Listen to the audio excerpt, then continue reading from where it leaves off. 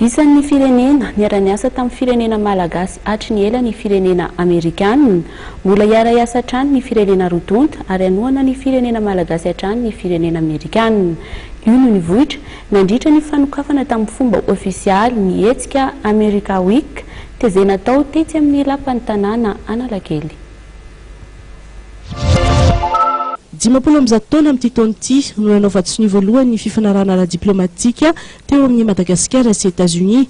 Nasongadiny masovo Amerikana tao anatin'ny kabary ny famanadanja ny fifandraisany amin'ny firenena roa-tonta satria hatramin'ny nahazoany Madagasikara fahaleovan-tena dia nandalo dingana maro sy nahita fitondrana maro samihafa ny fifandraisana teo amin'ny roa-tonta izay. Niezaka hatrany rehefa États-Unis ny hanohana ny vahoaka malagasy sy ny hanamafisana ny fifandraisan'ny vahoaka roa-tonta.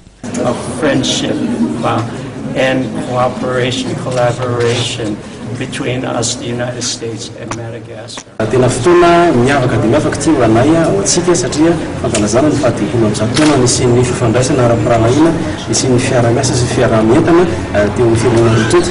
Tena raisiko voninahitra sy rere lehibe fahana manotosana izany satria hita hoe be dia be zavatra izay totosantsika rehefa miara-miasitsika ary zavatra izay iraisantsika sy hitambarantsika izany vokatra sy ny voninahitra azo avy amin'izany iraisan'ny fitondrana roa-tonta, iraisan'ny vahoaka roa-tonta ka dia misy an'izao hetsika izao zany ahafahana mankasitraka sy misitraka an'izay vokatra vita izay ato anatin'ny roa andro androany sy rahampitso.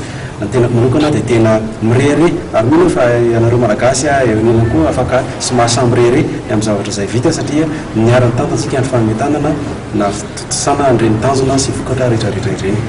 Noskofany masovo Amerikana Robert Yamatesy solitenany malagasy androany ny hetsika America Week tao amin'ny lapan'ny tanàna Analakely ho fanamariana ity fa 17 taona ity ahatra roa andro ny hetsika ka isy ny fampirantiana maro isan-karazany sy ny fifanakaloza-kevitra mivantana amin'ireo sampandrarahany masovo Amerikana eto Madagasikara.